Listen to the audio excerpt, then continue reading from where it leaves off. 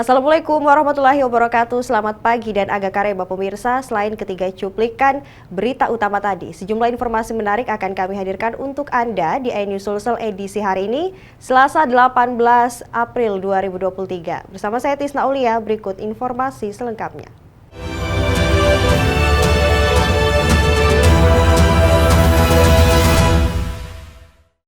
Pemirsa, kita awali iNews Sulsel edisi hari ini dengan informasi puluhan rumah warga yang ada di dua desa di Kabupaten Luwu Utara, Porak-Poranda, dihantam angin puting beliung. Meski tidak ada korban jiwa dalam peristiwa ini, namun sebagian warga terpaksa mengungsi. Sebanyak 13 rumah warga di Desa Lara, Kecamatan Baibunta Selatan rusak berat dihantam angin puting beliung. Sementara di Desa Tarobo, Kecamatan Baibunta, angin ribut juga merusak sekitar 40 rumah. Namun jumlah tersebut masih diasesmen oleh pemerintah desa.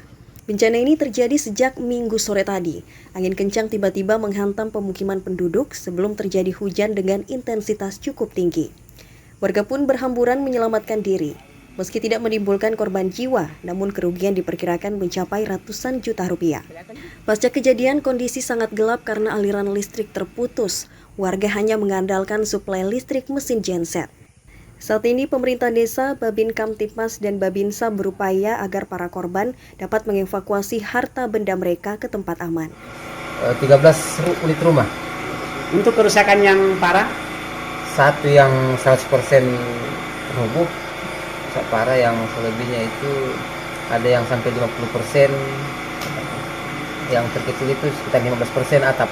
Untuk korban sendiri pada itu diungsikan atau bagaimana pada? Mengungsi ke tetangga. Apakah ada korban jiwa dalam bencana ini Pak? Tidak ada korban jiwa, alhamdulillah. Warga diminta untuk tetap waspada untuk mengantisipasi kejadian serupa, mengingat saat ini kondisi cuaca tidak menentu.